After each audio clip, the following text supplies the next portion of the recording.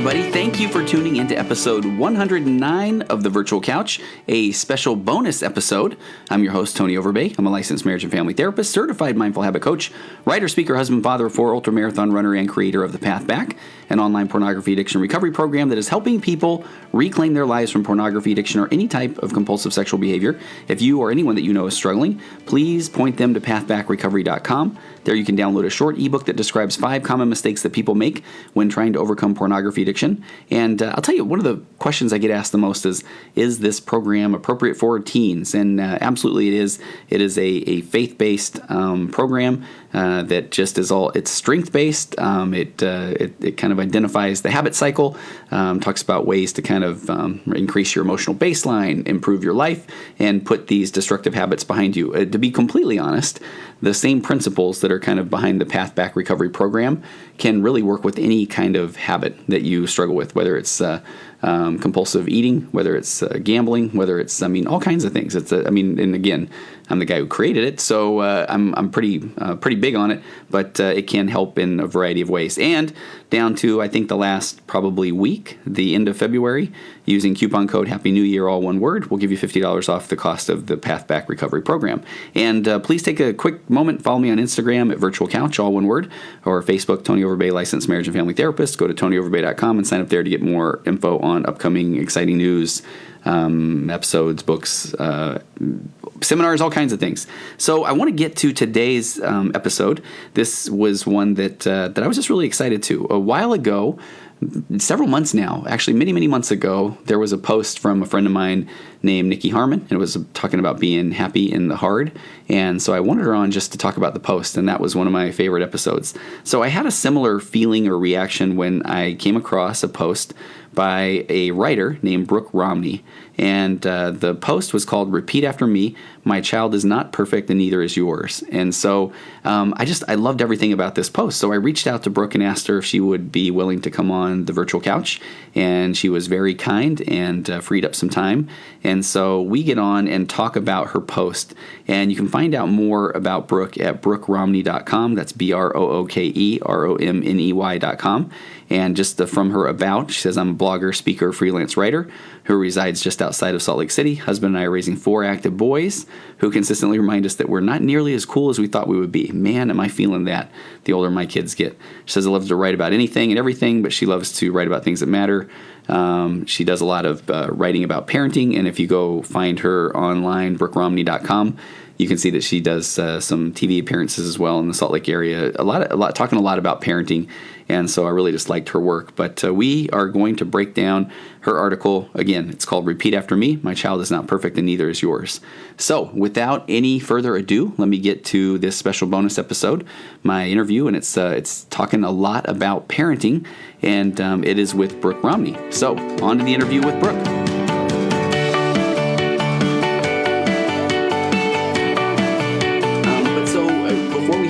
You were telling me that this article that I just think is amazing is something that you actually wrote a little while ago? I did. I wrote it a couple of years ago, maybe 2 years ago, during kind of a difficult mothering moment. And it was a time where I had to decide if I really believed all of the things that I said I believed when it came to my own motherhood. So it's easy to be really nice and tell other people they're doing a great job when things are failing all around them. But it's quite another thing to decide that for yourself. Okay, I love that. And maybe we'll get into this as we kind of go through this, but I like that point where, because as you're telling someone else, I feel like for the most part, we're pretty genuine when we really want to build somebody up and tell them they're going to be okay. But do we feel that internally if somebody's saying that back to us? Do you ever? If we're saying it to ourselves, are we willing to have those same conversations with ourselves that we would have with someone else, when their kid does something that's really embarrassing and we tell them that it's okay and that people aren't judging them and that everyone loves them and they're rooting for them? Can we say that same thing to ourselves and believe it? Right. It's funny. When I was still kind of a shiny new therapist, I would say at times I would almost feel bad when I would come up with the, hey, what would you tell somebody that's in your situation question in a session? But I still feel like to this day that sometimes is the best question to ask is what would you tell somebody that was going through what you were going through? Yeah, because it really is genuine, but it's really hard to take ourselves out of kind of that deep hole when we're in the moment. Yeah. Yeah. All right. So I feel, all right, Brooke, this could be very awkward or it could be just amazing. When I contacted Brooke, I asked her if I could maybe read a little bit of this article that she wrote. And then I just want her to comment on just kind of where you were at or what comes to mind, anything, stories, train of thought, anything like Sounds that. great. If that's okay. Although I still feel like, I mean, should you be reading it? I think maybe so. But then I felt like it would be annoying if I stopped you. But are you okay if I stop you and ask you? Yeah. Me? Okay. All right. All right. Now I feel pressure to read well. All right. Here we go. Okay. So Brooke's article is "Repeat After Me. My child is not perfect, and neither is yours." Right away from the title, tell me where that comes from.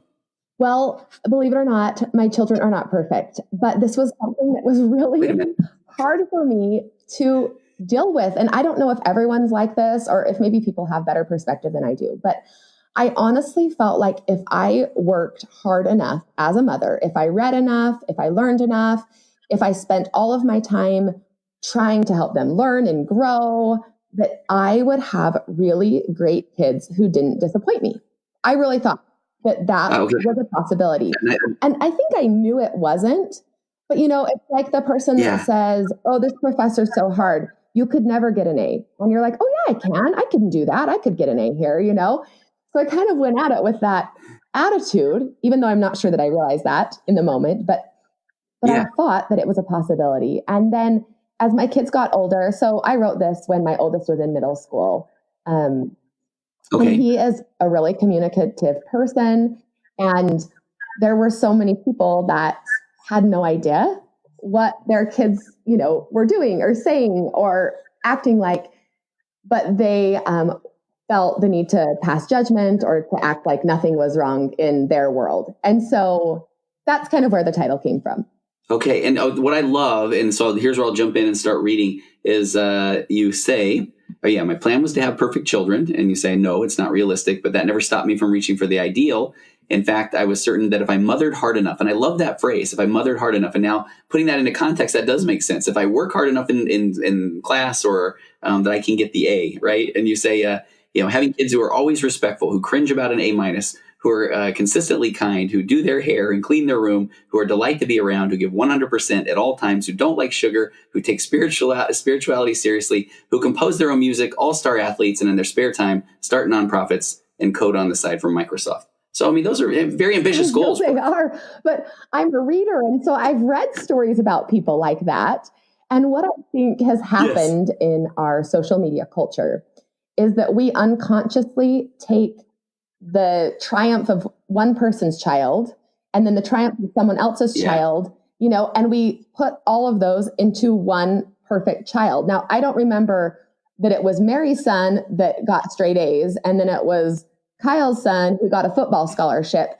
For some reason, they all just blended together in my mind that everyone's kids were just like killing it, Yeah. Yeah. Well, because I'll say, Kyle's son never would get off the couch on the weekends. I mean, we don't see that part. We don't know. Even my friend, she has a straight A student and she's phenomenal to everyone else. Yeah. But she struggles with like crippling anxiety. And it is such a challenge for her family, but no one would ever see that. People only see the 4-0, super respectful, nice to everyone. They don't see the therapy appointments and the medication figuring out and that please call a friend. You can get out there today. Please call a friend, And so as I've gotten older and as I've gotten to know so many people in so many different situations, it's become really apparent that everyone's kid struggles with something. And some truly are significantly easier and more delightful than others at certain stages. But that's okay. That's the way it's supposed to be. Yeah.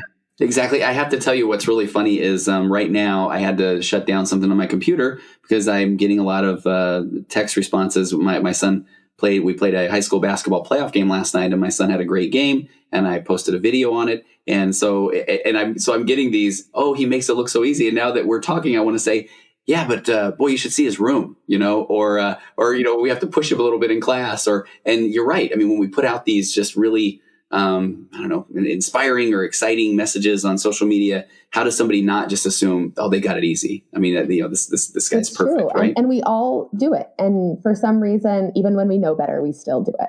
Yeah, yeah. So I like you say, repeat this phrase often. My child is not perfect. Your child is not perfect. And that's the way it's supposed to be. How do you convince someone that that's the way it's supposed to be? It sounds like that maybe is part of the struggle. Well, I think it comes through experience. I also think it comes from being realistic with your own children. It's really easy as a parent of young kids or as a parent of teens to ignore the bad.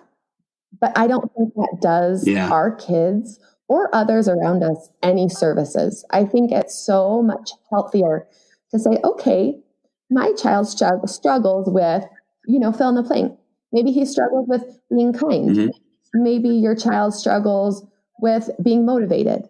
Maybe your child is struggling with something a lot more serious, with pornography or with addiction or, being somebody that you really don't want them to be.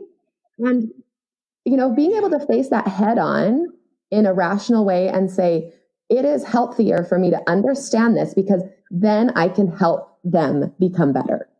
So I think it's a hard lesson. I feel like you really have to go through something. It's hard to tell a mom of a 2-year-old that maybe he's not going to grow up to be smart or motivated or athletic or whatever it is. Well, because I feel like I hear, and then kind of the theme then is that when I'm in a session, I will hear someone say, I might want to say that. You're right. Normalize it. And everybody has their own strengths and weaknesses and challenges. And they're going to say, but you don't know how hard I'm working. I think that's why I loved what you said about momming hard, how hard I mom. Then the next paragraph, you talk about your son might throw a tantrum in the checkout line, regardless of your exact regurgitation of love and logic patterns. Because I will have people who, I love to preach the nurtured heart approach, and people will say, hey, I'm doing it. And they still talk back to me. So now what? What's wrong? And it's like, well, you're still going to do that. But I really like this. You said your daughter may need extra help when reading, even if you read to her in your womb and practice every single night. I get a lot of clients that are new moms or they're expecting moms. And do you remember what that pressure was like on feeling like you did have to do everything right? Well, because when your kids are little, it really does seem like you have so much control over the outcome. But what we forget is from the very beginning, they come with their own personalities, with their own strengths, with their own weaknesses, and that we can do absolutely everything. And even when they're young, they'll still be who they are. And so my oldest, he came out of the womb crying for 3 hours. And the nurses were like, what is going on with him? And I didn't know any different, right? And when he was a little kid and a toddler, he just liked to push my buttons. I would, back then, I would do the love and logic approach. Like, hey, buddy, you're not being very kind right now. So I'm going to have you go to your room for a little quiet time until you're ready to come out and be kind. And he would kick the door for 2 hours. And he would never turn into somebody kind. Yeah. And so I had to start being a little bit flexible. I had to start understanding, my own mom intuition. And I stopped doing what everyone said was the best approach because it wasn't the best approach for him. And it wasn't that I wasn't trying. It was he had a lot of energy and emotion that he was trying to figure out. And so, fast forward to my second son, who was pretty easy, but super whiny and difficult in another way, even though I was doing all of the, quote unquote, right things. And then my third son, who just came like, life's good. I've got 2 ear infections and I'm going to smile at you all day long, And so as I had more children, I realized that no matter what I do, they still are who they are. And I can mold and I can direct and I can teach. But at the end of every single day, they were who they are. And I'm just here to help direct. I can't turn my first one into my third child. And to be honest, there's amazing, amazing qualities that my first child has that my third does not have that will be fabulous in their adult life. Sometimes I say it's too bad we can't see what these qualities will do as adults, when we're in. Oh, absolutely. Yeah, we probably would ease off a little bit with some of our expectations, right? I wrote down, I like what you said. It wasn't the best approach for him. And I really, even when I am preaching a parenting technique, a nurtured heart approach, a love and logic. I often say that I just want couples or parents to have a framework to work from, but then, kind of there's a base to operate from, but that doesn't mean that you have to, be rigid with that base or you're doing something wrong if you deviate from that. But I think it's a great idea to just have a place to start. Because I pulled tools from all different types of parenting strategies and styles. And I do think that, the nurtured heart approach probably works for, 95% of the kids that people are working with. And then there's those 5% where this part of the nurtured heart approach works. And this part of a little bit more stern approach Absolutely. works, and just figure out what works best for your kids. Yeah, no, I like that. You put on here that your son might consistently leave friends out, even if you teach and model kindness at every turn. Your daughter might engage in dangerous behavior online, even if every tactic has been used to promote self-worth and encourage morality. Your son might drop out of college, even if you hold a doctorate and are passionate about education. And what I love and honestly, the article spoke to me so much because I feel like I can, I can speak to each one of those examples literally, where people have raised a daughter just in righteousness, and they've protected and they've kept evil influences away, and they've blocked phones, and they've filtered everything, and it's like, how did this happen, and those kind of things. And I had a client once that the son wanted to go into show business, and literally parents were both very, very successful professionals, and they brought him to me so I could talk him out of it. But it's like, no, that's what he wants to do. So and they took that as that they had failed. So I love that, which speaks right to your next line. This does not mean you have failed. Kids are not programmable robots who take in commands and execute. They come with personalities, likes, dislikes, talents, and frailties, just like you and me. But your next line, I'm kind of curious your thoughts here. We're led to believe our children are a reflection of us or a conglomeration of what we have taught and been an example of. And while that might be true at times, I think hundreds of instances where that hypothesis has been proved wrong. So talk about that. What comes to mind there? We want to put so much pressure on ourselves. And so I think it's the good and the bad, right? We want to take credit for, your son is an awesome basketball player. Well, that's really fun for you. And it would be nice for you to be able to take credit for that. Like, I raised this basketball star, he did this because I taught hard work and I taught, all of these things. But let's be honest, there's a million dads out there trying to teach the same thing to their upcoming basketball star. And only a couple kids are ever really basketball stars. And so, and the same thing goes with all of those examples, right? So I teach kindness in my home. I write articles about kindness. I believe it to my core. And I have 2 of my 4 darling kids that it does not come easily to. It just doesn't, Okay. And I've had to understand that I am teaching kindness. I believe in kindness. I act out of kindness. The fact that 2 of my boys do not get it very easily is not a reflection on me. That does not mean that I am not kind.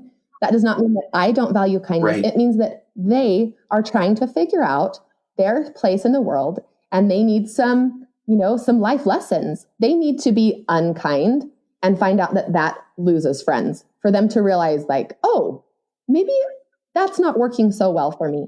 And so while I continue to teach kindness at every turn and give examples and read stories about it and all of those things, and punish also, or discipline when they're unkind, they still struggle sometimes. And it gets better every year. But I think the minute that the teacher calls and tells us that our kid is, being rude to someone in the classroom, we think, oh my gosh, like, I'm the worst parent ever. How in the world could I have a kid who's unkind?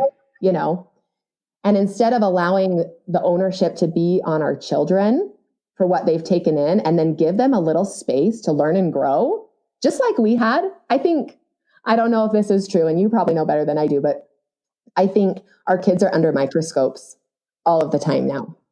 And when we were kids, absolutely, we had unsupervised play dates where we could be rude and we could have natural consequences of being rude. Now, there's a watchful eye all of the time.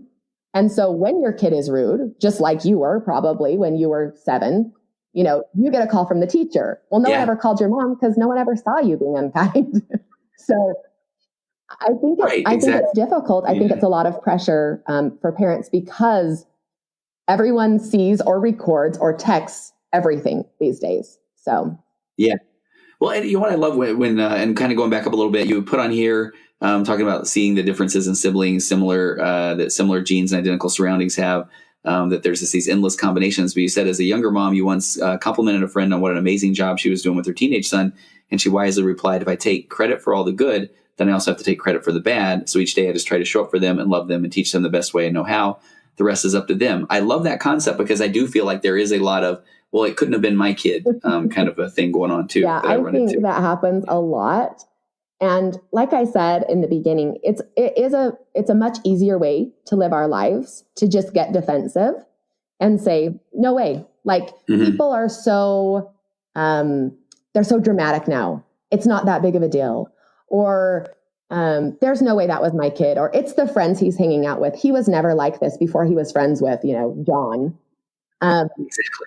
Yeah. But we have to be able to say honestly, like my kid might have fill in the blank, cheated. My kid might have cheated. I have taught honesty and hard work, and my kid might have cheated. It's not the teacher's fault. It's not someone else's fault. And then I think it's so much healthier to be able to deal with who our children are. And at the same time, show them how much you still love, accept, and hope for them. They're better than it. They're not a cheater. They're better than that. It was a moment of weakness. And let them grow into someone better because you still love them, but you're also going to be honest with them and say, dude, not okay. Like, what do we need to do? What do we need to do to fix this? So, I'm like, at what point do I jump onto my soapbox here, Brooke? Because there's something you keep going back to love. And I know this can sound so cliched, but I just feel so passionate about the concept of loving your kid over a rule, or letting them know that. And I talk about this on anytime I get a chance on a podcast of that, we want our parents or our parents as parents, we say, come to us with anything. And then if our kids come to us with the bad, and if we kind of get really upset or angry or lose our minds, then all of a sudden they now feel like they have to monitor the data that they provide, which now just kind of creates that, what are they going to hide? Because they really are worried about this conditional love, even though we're the ones sitting there saying, hey buddy, you can talk to me about anything.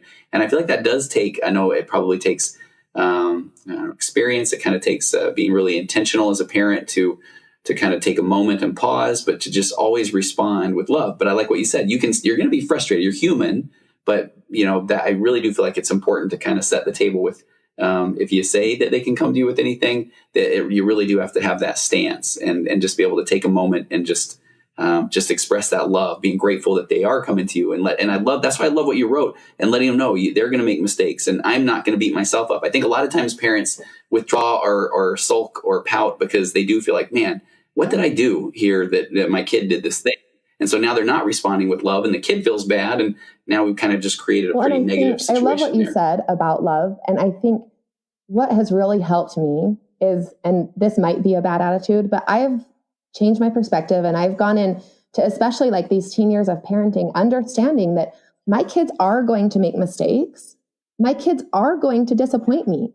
And there are going to be moments as a parent that are going to be really hard, really difficult, where I'm going to cry myself to sleep about it. And that is what being a parent is. And anyone who says it's not is not living in a reality. They're the type of parent that's going to brush things over. They're going to pretend like it's not happening. Their kids are not going to come to them for help or assistance when something goes bad. They're going to do everything they can to hide what they've done or the consequences of what they've done. And it's really sad to me because then they don't have someone on their side to walk them through what's actually hard. And what's hard is saying sorry, is getting back up, is deciding that you're not going to be that person anymore. And kids really need an ally and someone they can turn to when things do go badly. And I think it makes all the difference when they have that. So, I'm glad. I'm so glad we get to this point too, because you're right. I mean, it's at some point, I like in your article, you even say that you're going to lose sleep and that, it's going to be hard. And if we then say, all right, I'm going to double down on a rule. And I know there are going to be people that are going to be listening that maybe think, okay, you're just letting your kid get away with everything. But I still have rules. There still are consequences, natural consequences, consequences that they're aware of, that are clear, that they help come up with. But knowing that yeah, it's like, I'm going to be sad that the consequence is there. I'm going to be disappointed that they maybe broke a rule, but I'm going to tell them how proud I am of them for coming to me with that information, and how, I do want them to succeed. And I know that can just sound so, again, cliched, but you hit on something huge, where if they really don't feel like they can come to you as a parent, and then they do kind of feel like they're going at things a little bit alone. And I can kind of go, I feel like I go really deep here with when they're going at it alone, or if they turn to their friend, maybe their friends who sometimes I will just refer to lovingly as the peanut gallery, who are going to say that, they're not going to say, hey, maybe your mom's right. They're going to say, yeah, you have to do that. And so at that point, though, when they do kind of feel isolated, and this is where the work that I get to do in addiction, not to kind of get all dark, right? But addiction comes from isolation, and it comes from this void and feeling not connected to, whether it's their family or their faith or their, their education or their, wherever they feel like there's that void, and they feel like they can't go to somebody. That's where they start to turn to coping mechanisms, or maybe people that are going to tell them the things that they want to hear. And so I love that you kind of went down that path. Sorry to kind of take over with that. I do think that sometimes people, like maybe who are a little bit more old school, are like, well, if my child cheats, like I'm going to punish him. And I actually I agree. There should be a consequence. And we have those in our house. And, you don't get to go out with, maybe not for cheating, but you don't get to go out with friends, or maybe you get to stay after school with a tutor every day. If you're going to cheat in math, that means you don't understand it. So every day, instead of going and hanging out with your friends, you're going to have a math tutor. And not only that, but I'm going to have you help me out a little bit at home, because this was hard for me. And this took a lot of my time and energy and now my money to pay for a math tutor. So you're going to have some extra chores at home. You're going to babysit on Saturday night when your dad and I go out, because then I don't have to pay a babysitter, because I think sometimes people say, well, that's so soft, or they're never going to learn. And that's absolutely not true. The difference is that while they're learning, they feel loved, they feel accepted, and that they belong to me. And that because they cheated, I'm not looking at them like, oh, I have a liar in my family. I have a cheater in my family. I raised a liar. That's not how I feel about them. You had a weak moment because you're not understanding something. How can I help you? How can I help you understand that? Oh, and okay. And this is what I love too, when people will tell me, and I do hear this often, where people will say, well, my parents were hard on me, and I turned out okay. And and this won't always work, but every now and again I will, I might just kind of very kindly or casually say, hey, what's your relationship like with your parents now? And so, it's like, well, we don't talk very often. Like, oh, okay, well, I don't know. I guess then what's our goal? Is it to have a relationship with our kids as they grow older and be a part of their lives, and get to throw your grandchildren around and that sort of thing. Yeah. So, and again, I'm probably being overly dramatic with that, but I do feel like I want them to know that they will be able to come to me with anything, and I'm not going to, oh my gosh, I can't believe you did that, or there's not going to be any of those kind of responses. Let's be honest, Tony, sometimes you are going to respond like that because maybe it's pretty bad. But what I've noticed is that if you have a loving, open relationship with your child, you can make mistakes too. You can have that bad reaction. Yeah. And then you can come back to them because you have that relationship, and you can say man, I'm sorry. That was hard. That was hard for me to hear. And that was ugly and not something I ever hoped that you would do. And so that was hard for me, but I love you anyway. And let's work it out. Let's figure it out. I'm laughing. I'm like, okay, where are the cameras in my home? How did Brooke find out that, because we all do it, right? It's irrational to think that when your kid comes to you with something horrible, that you're going to be like, you know what, buddy? That's too bad. No, you, especially maybe dads, I don't know, but especially, whoever's the stronger disciplinarian in the family, their reaction is probably going to be rough, but that's where the relationship up to that point can save that reaction, can make it okay, because that's the first reaction isn't the end of the conversation. It's just the beginning. And you start working through things and helping each other and encouraging each other to be the person that they can be.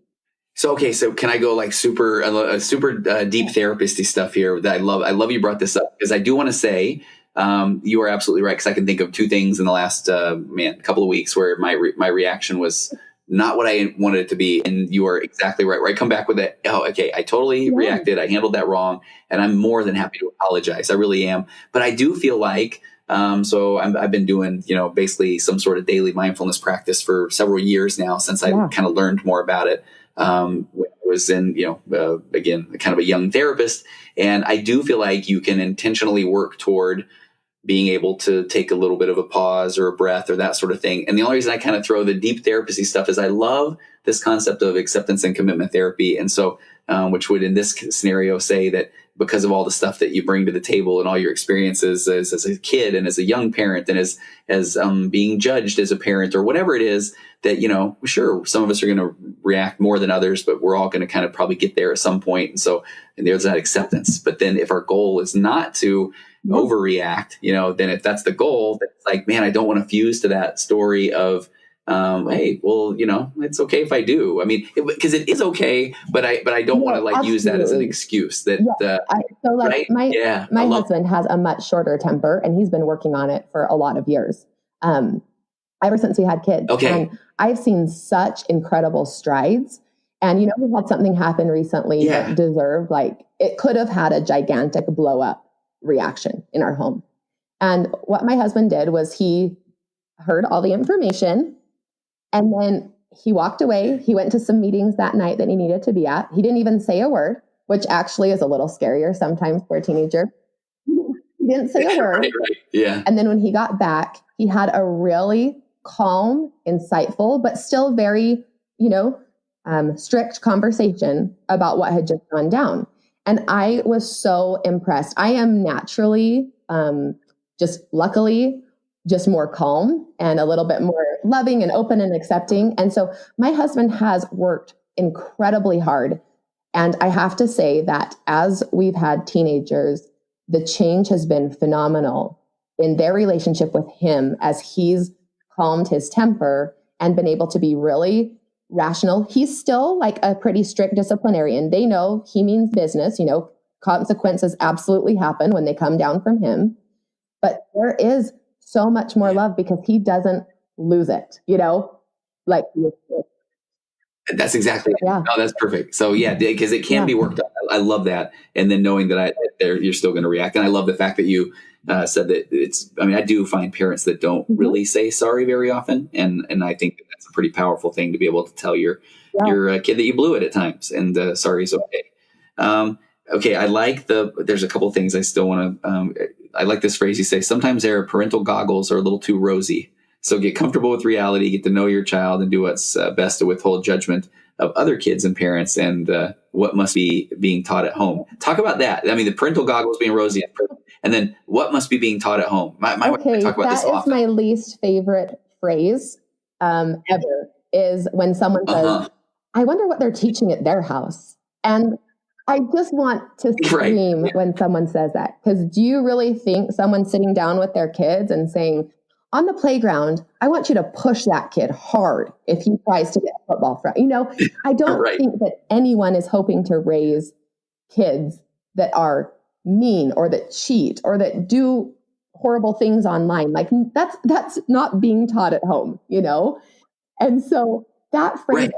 Yeah. Here's how you get around Snapchat, kids, right? Or whatever. You I don't think that's happening. One of your girlfriends and make sure she feels horrible for the entire 9th grade year. No one.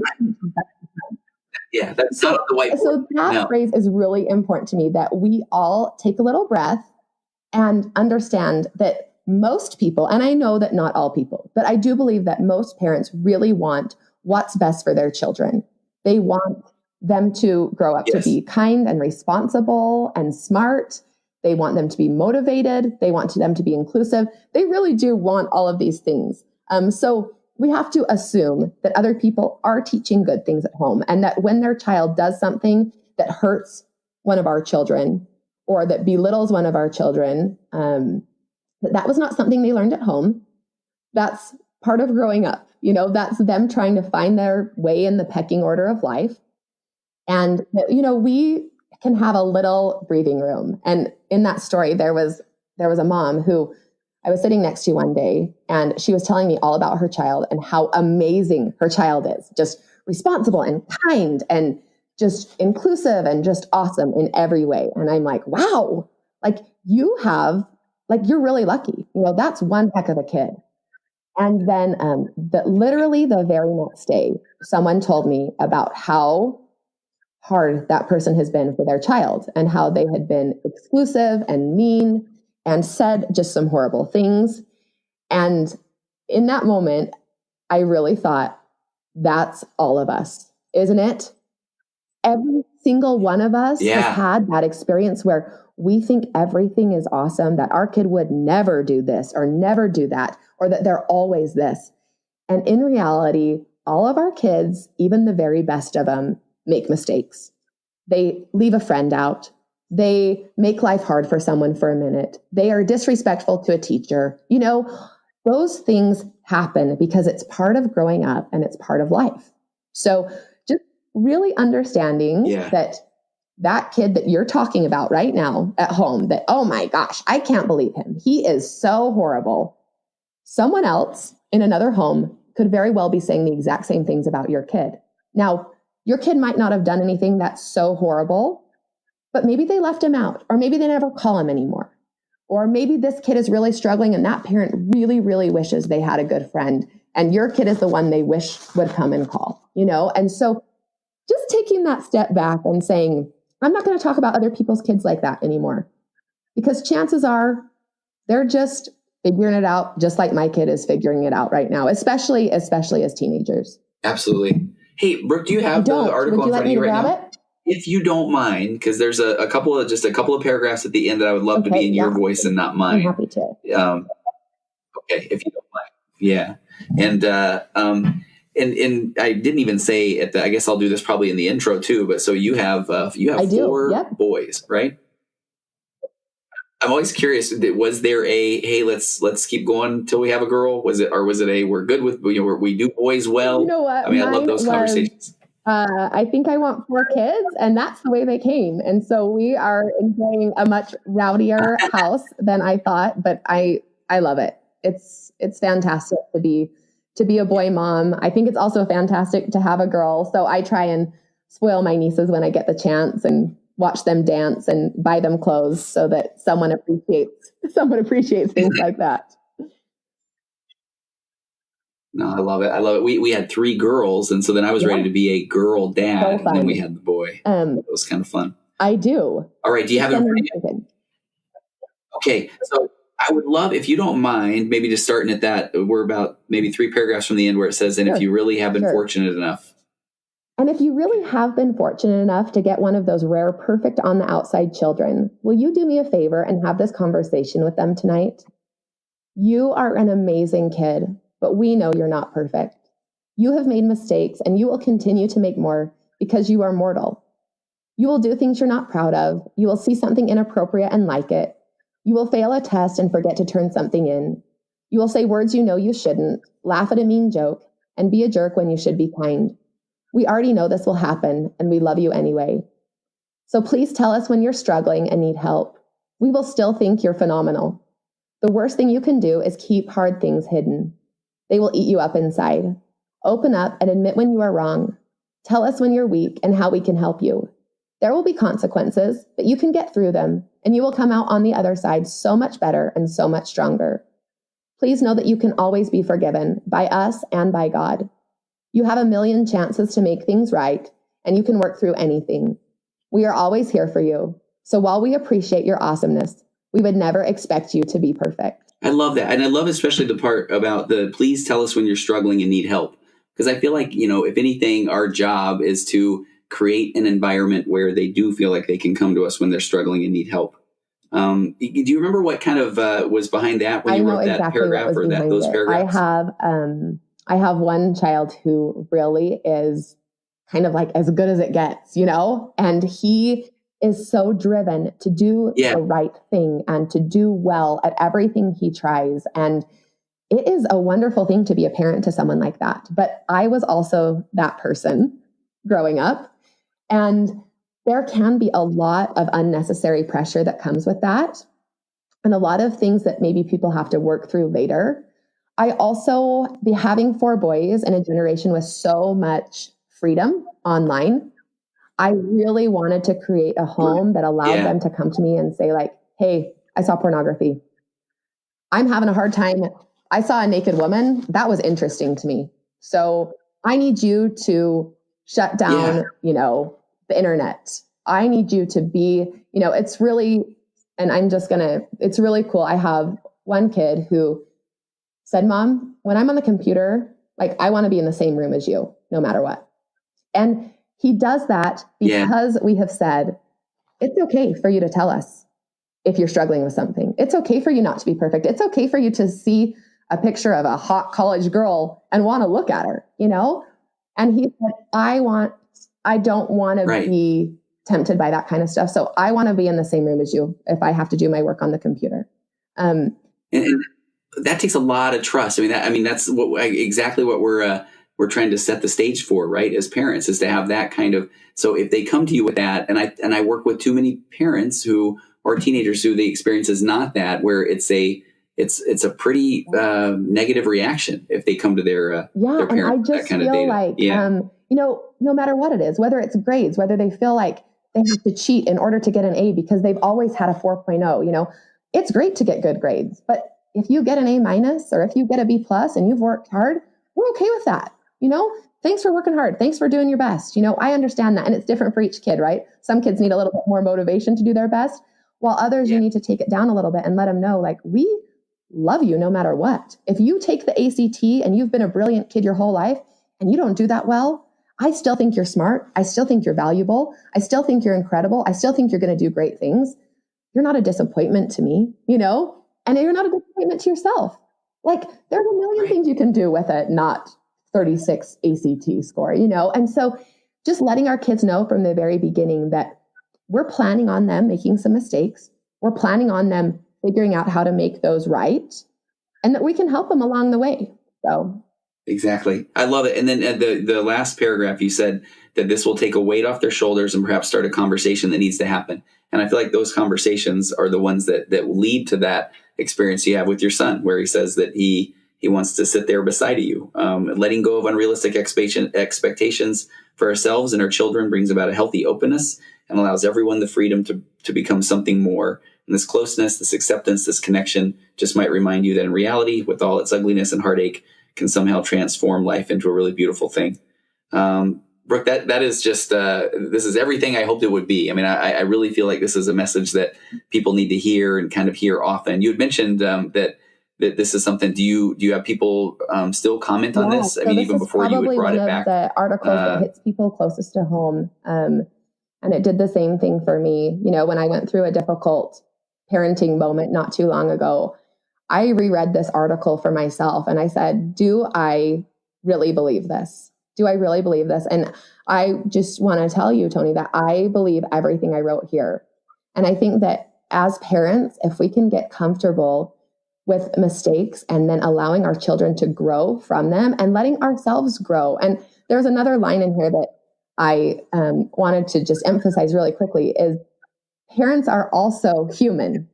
We aren't going to do everything right. Sometimes we're like, we've done everything right. We've tried everything, but sometimes we really do make mistakes. Sometimes we really don't do everything right. And we have to backtrack and we have to apologize and we have to say, okay, guys, this isn't okay. This isn't right. And I'm sorry I didn't teach you better, but we're going to start now. And so that's also part of being human, is that we have to give ourselves a little room to grow and become in our own parenting, to become who we want to be. Maybe you've lashed out for 15 years. Maybe you haven't been open. Maybe you've closed your eyes for 15 years.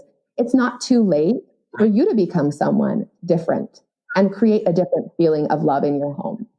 Absolutely. That's don't fuse to that. It's too late story, right? Or I don't know what I'm doing story, because there's plenty of work that can be done and help you can get. So Brooke Romney, thank you so much for taking the time today. This was, I was really excited that you responded and were willing to come on. When I read this the first time, I was just really touched, and I just appreciate, I've been reading more from your website, BrookeRomney.com. Is that the easiest place for people to find you? Brooke Romney, right? Yeah. Oh, perfect. Okay. And but I'd love to have you on again sometime to talk about a couple of the other things that you're pretty passionate about on your website as well. Thank you so much, Tony. Hey, Brooke, thanks so much for taking the time. Okay, I'm gonna hit stop, but hang on just a second. Thank you.